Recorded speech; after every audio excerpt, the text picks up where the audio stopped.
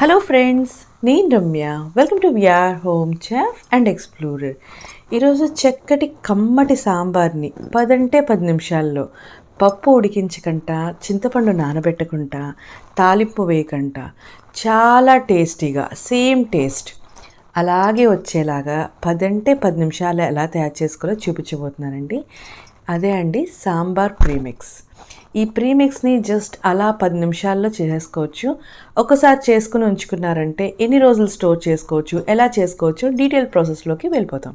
ముందైతే స్టవ్ పైన ఒక ప్యాన్ పెట్టుకొని 1 కప్పు వరకు కందిపప్పును వేసుకొని స్టవ్ని లో ఫ్లేమ్లో ఉంచుకొని స్లోగా కలుపుకుంటూ ఫ్రై చేసుకోండి. లైట్గా పప్పు వేగుతుంది అనగానే ఒక 2 స్పూన్ల వరకు పెసరపప్పు, ఒక 3 స్పూన్ల వరకు శనగపప్పును కూడా వేసుకొని అన్నీ మంచి కలర్ వచ్చి దోరగా వేగేంత వరకు అలా కలుపుకుంటూనే ఫ్రై చేసుకోవాలి. ఇలా పప్పుని బాగా ఫ్రై చేసుకుంటే ఎక్కువ రోజులు నిలవ ఉంటుందండి. సేమ్ టైం టేస్ట్ కూడా చాలా బాగుంటుంది. చూసారు కదా, ఇలా వేగించుకున్న దాన్ని వేరే ఒక ప్లేట్లోకి తీసేసుకొని కొంచెం చల్లారనిద్దాం. ఈసారి సేమ్ ప్యాన్లోనే 1/2 కప్పు వరకు ధనియాలు, దాంట్లో సగము జీలకర్ర, ఒక 2 స్పూన్స్ వరకు మెంతులు, కొన్ని మిరియాలు వేసుకొని ఇంకొకసారి బాగా ఫ్రై చేసుకోవాలి. ఇవన్నీ కూడా చక్కగా చిటపటమని వేగి అన్నీ బాగా వేగే వరకు ఫ్రై చేసుకోండి. ఈసారి దీంట్లోకి 1 ఇంచు వరకు దాల్చిన చెక్క, 5 వరకు లవంగాలు, ఒక 3 వరకు యాలకులను కూడా వేసుకోండి. స్టవ్ని మాత్రం లో ఫ్లేమ్లో ఉంచుకొని మాత్రమే ఫ్రై చేసుకోవాలి. ఇది ఇలా వేగుతుండగానే దీంట్లోకి కొంచెం 3 స్పూన్స్ వరకు రైస్ని కూడా యాడ్ చేసుకోండి. ఇది ఇలా వేగడానికి టైం పడుతుంది, కానీ 2 to 3 months వరకు స్టోర్ చేసుకోవచ్చండి. నేనైతే 4 months వరకు స్టోర్ చేసుకున్నాను. ఎప్పటికప్పుడు రెగ్యులర్గా చేసి ఉంచుకుంటానండి, ఈజీగా చేసుకోవచ్చని. బాగా వేగిన తర్వాత మాత్రమే కొంచెం కరివేపాకు, ఎండుమిరపకాయలు 10 వరకు వేసుకోండి. కారం ఎక్కువ తినేవారైతే ఒక 15 వరకు వేసుకోండి. పిల్లలు ఉన్న ఇంట్లో అయితే 10 వేసుకోండి, సరిపోతుంది. ఇవన్నీ కూడా క్రిస్పీగా అయ్యేంత వరకు ఫ్రై చేసుకోవాలి. ఇవి ఇలా వేగుతుంటే మంచి అరోమా కూడా వస్తుందండి. చక్కగా వేగి చూసారు కదా, ఇలా కరివేపాకు ఇలా క్రిస్పీగా బ్రేక్ అవుతుంది కదండి. ఇదే రైట్ కన్సిస్టెన్సీ అండి. ఇలా వేగంగానే దీన్ని కూడా వేరే ఒక ప్లేట్లోకి తీసేసుకొని బాగా చల్లారేద్దాం. మీలో ఎవరైనా మన ఛానల్ ఇప్పటి వరకు సబ్స్క్రైబ్ చేసుకున్నట్టయితే తప్పకుండా సబ్స్క్రైబ్ చేసుకోండి. ఇలాంటి మరిన్ని ఇంట్రెస్టింగ్ వీడియోస్ పెట్టంగానే మీకు నోటిఫికేషన్ అనేది వస్తుంది. పక్కనే ఉన్న బెల్ ఐకాన్ ప్రెస్ చేయడం మాత్రం మర్చిపోకండి. మీకు ఏ డౌట్స్ ఉన్నా కామెంట్స్ రూపంలో రాయండి, నేను వెంటనే రెస్పాండ్ అవుతాను.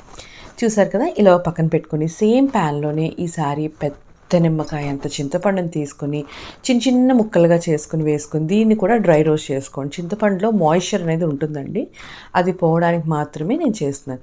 ఎక్కువ పులుపుని వాడేవారు కొంచెం ఎక్కువ వేసుకోండి, లేదంటే సాంబార్లో కూడా చింతపండు వేసుకున్నా కూడా పర్లేదు. నాకైతే తక్కువే పులుపు వాడతానండి, సో నాకు ఇది సరిపోయింది కరెక్ట్గా. ఇవన్నీ చక్కగా బాగా చల్లారిన తర్వాత ఒక మిక్సీ జార్లోకి ట్రాన్స్ఫర్ చేసుకొని మెత్తటి పౌడర్ లాగా చేసుకొని ఒక పక్కన పెట్టుకోండి. ఇలా చేసుకోవడం వల్ల చాలా ప్రయోజనాలు ఉన్నాయండి. ధనియాలు, జీలకర్ర, మెంతులు, మిరియాలు ఇవన్నీ డైరెక్ట్గాని మనం ఈజీగా తినేస్తాం. పిల్లలు కూడా వదలడానికి ఎక్కడ ఆప్షన్ ఉండదండి. సో ఈ స్టవ్ పైన ఇంకొక ప్యాన్ పెట్టుకొని 1.5 లీటర్ వరకు వాటర్ని యాడ్ చేసుకోండి. మీ దగ్గర ఏ ముక్కలు ఉంటే అవన్నీ సాంబార్లో వేసుకోండి. ఇవే వేసుకోవాలని ఏమీ లేదు. ఏది అవైలబుల్గా లేకపోతే ఆనియన్, టమాటో వేసుకున్నా కూడా ఈ పౌడర్తో చాలా టేస్టీగా ఉంటుందండి. ఈరోజు అయితే నా దగ్గర బెండకాయలు, ఆనపకాయ, ములంకాడ, ఆనియన్స్, టమాటో, పచ్చిమిరపకాయలు, అల్లాన్ని కూడా వేసేసానండి. ఇవన్నీ మూత పెట్టుకొని ఒక ఉడకనిద్దాం. చూసారు కదా, మన పొడి కూడా చక్కగా మెత్తగా గ్రైండ్ రెడీ అయిపోయింది. ఈసారి స్టవ్ పైన ఇంకొక ప్యాన్ పెట్టుకొని ఒక 2 స్పూన్స్ వరకు ఆయిల్ వేసుకోండి. ఆయిల్లోకి తాలింపుని వేసుకుందాం అండి. కొంచెం ఆవాలు వేసుకొని ఆవాలు చిటపటమన్న తర్వాత మాత్రమే మీరు దీంట్లోకి కొంచెం కరివేపాకుని, ఎండుమిరపకాయలని వేసుకొని తాలింపు వేసుకోండి. మీరు రెగ్యులర్గా ఏం వేస్తారో తాలింపులో అవన్నీ వేసేసుకోవచ్చు. నేనైతే దీంట్లోకి ఇంకొంచెం ఇంగువని కూడా యాడ్ చేస్తున్నానండి. తాలింపుని కూడా ప్రీమిక్స్లో యాడ్ చేసేస్తాం కాబట్టి మళ్ళీ సాంబార్లో వేయాల్సిన అవసరం ఉండదు. లేదు మాకు ఇలా వద్దు అనుకున్నవారు పౌడర్ చేసి ఉంచుకొని సాంబార్లో ఫ్రెష్గా కూడా వేసుకోవచ్చు. ఈజీగా 10 నిమిషాల్లో అయిపోవాలని చెప్పి నేను మొత్తం అన్ని ప్రీమిక్స్లోనే యాడ్ చేసేసాను. ఈసారి దీంట్లోకి ఒక 4 స్పూన్స్ వరకు బెల్లాన్ని కూడా వేసుకోండి. సాంబార్లో బెల్లం వేసుకుంటే చింతపండు వేసుకున్నాం కాబట్టి మరింత టేస్టీ అండ్ హెల్దీ కూడా అండి. ఈసారి మొత్తం ప్రీమిక్స్కి సరిపడే అంత సాల్ట్, ఒక 2 స్పూన్స్ వరకు సాల్ట్, ఇంకొంచెం పసుపుని కూడా వేసుకొని ఇంకొకసారి బాగా కలిపేసుకోండి. ఇంకా సాల్ట్, పసుపు కూడా వేయక్కర్లేదండి. ఎక్కువ ఉప్పు తినేవారు ఎవరన్నా ఉంటే సాంబార్ బాగా మరిగాక సాల్ట్ని చెక్ చేసుకోండి, సరిపోతుంది. బెల్లం వేసాం కాబట్టి లైట్గా పాకం అనేది వస్తుందండి, పర్వాలేదు. వేయకపోతే దాంట్లో మాయిశ్చర్ వల్ల పొడి అనేది పాడయ్యే ఛాన్సెస్ ఉంటాయి. మొత్తం అన్నీ బాగా వేగాక స్టవ్ని లో ఫ్లేమ్లో ఉంచుకొని అప్పుడే ఈ పొడిని కూడా దాంట్లోకి ట్రాన్స్ఫర్ చేసుకొని 10 మినిట్స్ పాటు లో ఫ్లేమ్లో ఉంచుకొని పొడిని పొయ్యి మీద ఉంచుకొని మాత్రమే ఇలాగ ఫ్రై చేసుకోండి. అప్పుడు ఈ మాయిశ్చర్ ఏదైనా ఎక్సెస్గా ఉంటే పొడిలో ఉన్న పప్పులన్నీ కూడా అబ్జర్వ్ చేసుకుంటాయి. పూర్తిగా చల్లారిన తర్వాత మాత్రమే ఎయిర్ టైట్ కంటైనర్లోకి దీన్ని ట్రాన్స్ఫర్ చేసుకోండి.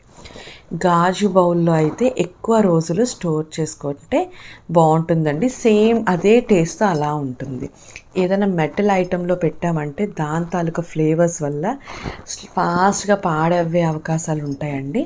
సో గాజు అయితే ఎన్విరాన్మెంటల్ కండిషన్స్కి కూడా అది నార్మల్గా న్యూట్రలైజ్ చేస్తుంది.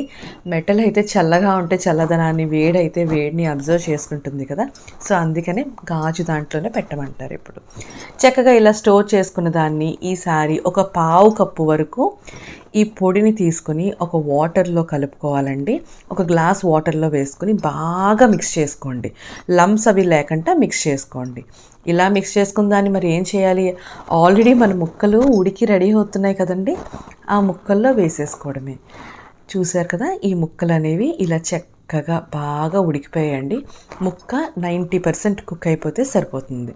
ఈసారి ఆల్రెడీ మనం మిక్స్ చేసుకుని ప్రీమిక్స్ వాటర్ని దీంట్లో వేసేసుకొని స్టవ్ని మూత పెట్టుకొని ఇంకొకసారి బాగా ఉడకనివ్వాలండి.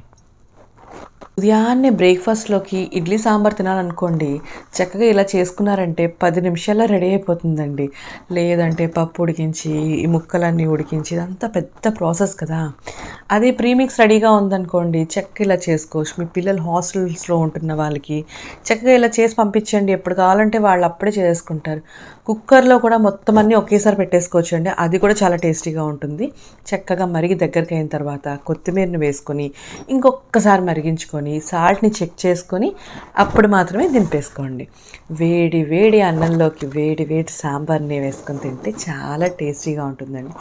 మంచి పొటాటో ఫ్రై కాంబినేషన్లో అయితే ఇంకా బాగుంటుంది. ఏ ఫ్రైతో అన్నా బాగుంటుంది. ఈ సాంబార్ని చక్కగా ఇడ్లీతో కూడా సర్వ్ చేయొచ్చు. గెస్ట్స్ వచ్చినప్పుడు కూడా కంగారు పడకుండా ఈజీగా చేసుకోవచ్చు. హాస్టల్స్లో ఉన్నవారైతే చక్కగా కెటిల్లో కూడా ఈ ప్రీమిక్స్ని కలిపి 10 మినిట్స్ బాయిల్ చేశారంటే మంచి సాంబార్ అనేది రెడీ అవుతుందండి. తప్పకుండా ఒకసారి ట్రై చేసి చూడండి. నేనైతే ట్రై చేశాను. Thank you for watching VR home chef.